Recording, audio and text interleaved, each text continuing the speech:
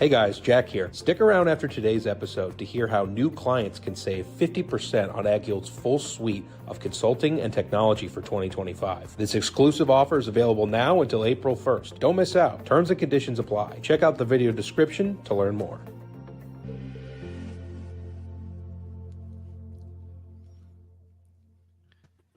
Good afternoon, everybody. It's 11:15, and this is a bonus edition of the AgYield War Room. I'm Dan Dempsey, and I'll be moderating this session. As always, if you've got any questions or comments, please feel free to drop us a line in the chat area, and we'll be sure to get to it during the show. Real quick, we'll do a rundown of the markets here. March corn down 3/4 at 4.90 3/4. March soybeans are also down 3/4 at 10.48 3/4, and March Chicago wheat's up 3 3/4 at 5.83 1/4. USDA report, let's jump right in. The ending stocks number unchanged for corn, 1.54. Beans, 380. That's also unchanged from January, slightly higher than they were estimating. And wheat came back at 794, which is 4 lower than January from 798.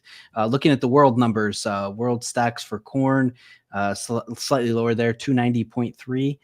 They're looking for a number closer to 292.5. Soybeans, 124.34. That's significantly lower than January at 128.4. And wheat numbers, 257.5, which was just a little lower than January. South American numbers, Argentine soybeans down 3 at 49. They were 52 in January. Argentine corn at 50. That's also down 1.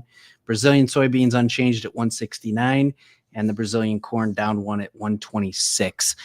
Dustin, maybe kick us off with a few thoughts as you initially looked at the report, and then we'll throw it around the room. Yeah, I mean, they didn't change anything on the U.S. numbers, really. So, the RG numbers dropping 3 for beans and 1 for corn. They did not change Brazilian numbers. So, I think a lot of people think that number should be above 170 for Brazilian beans. I think we go right back to what we were just prior to the report. What we talked about this morning is what's the market value to the USDA opinion, right? Was there something so strong about USDA producing an unchanged U.S. balance sheet that they would sell it off and keep selling it? I don't think so. I think people have a market opinion beyond the USDA's direction. So I think it's not surprising to see a little gyration, but back up to where we were pretty much just prior to the report. Sure. Justin, I guess your initial thoughts, as we've gotten through this and now we'll move into March and the important stuff. So what are your thoughts? Yeah, nothing really changes in my opinion. So, Brazil, everyone's got different estimates. That's a really big country. I don't know how within 10 million tons, honestly. So people that have really strong opinions one way or the other, I think that's kind of funny. Yeah, it was kind of a nothing report. So I don't think it changed the narrative at all. Very good. Ben, any closing thoughts here? We were going to make this one short and sweet. We wanted to get the numbers out and give us just a little bit of an outlook there. You got options expiration inbound next Friday, not this Friday.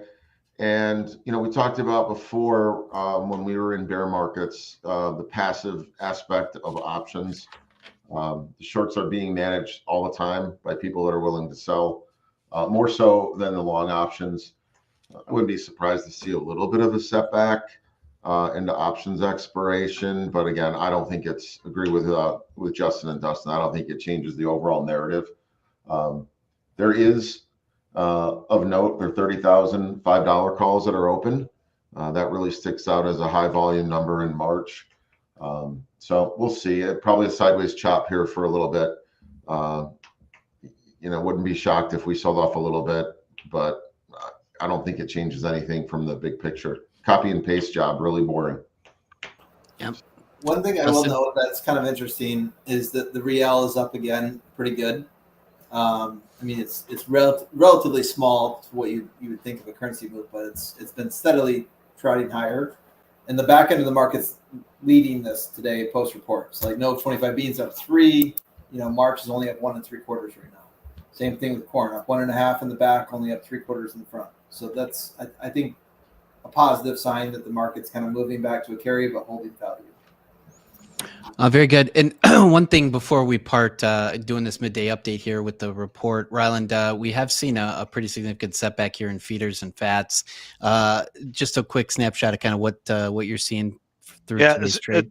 it sounded like it was more of a headline kind of driven thing. It looked like there was another report of a human contracting bird flu in Nevada from that same dairy. Looks like symptoms are still pretty mild, but I think you just got it on the headline. In the past, we've seen this get pretty ugly, as far as just price action and liquidation. So as of right now, there really hasn't been too much news on the cash side of the market, but overall, I think that just got things moving this morning pretty good.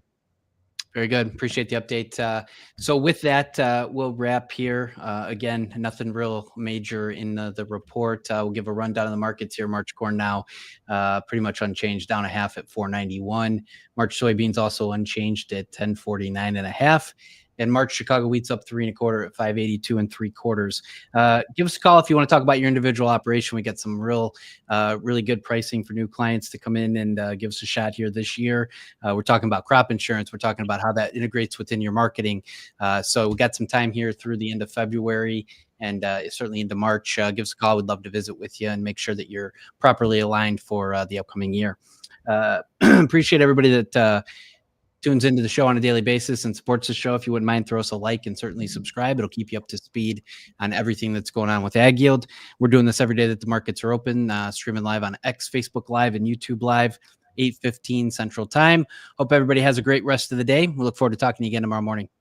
At AgYield, we know that farmers are constantly confronted by new challenges, and 2025 is no exception. Markets are volatile, margins are shrinking, and lender confidence is in free fall. Farmers need industry support now more than ever, which is why we are offering something truly unprecedented. From now until April 1st, new AgYield clients can access our full suite of consulting services and cutting-edge technology at 50% off. This is more than a promotion. It's our way of extending a hand of support to farmers when they need it most. From precision grain marketing to innovative risk management strategies, we're committed to protecting your farm's profitability and building a stronger, more sustainable future. And together, we can weather the storm ahead. Visit us today at agyield.com or call 855-266-6241 to get started.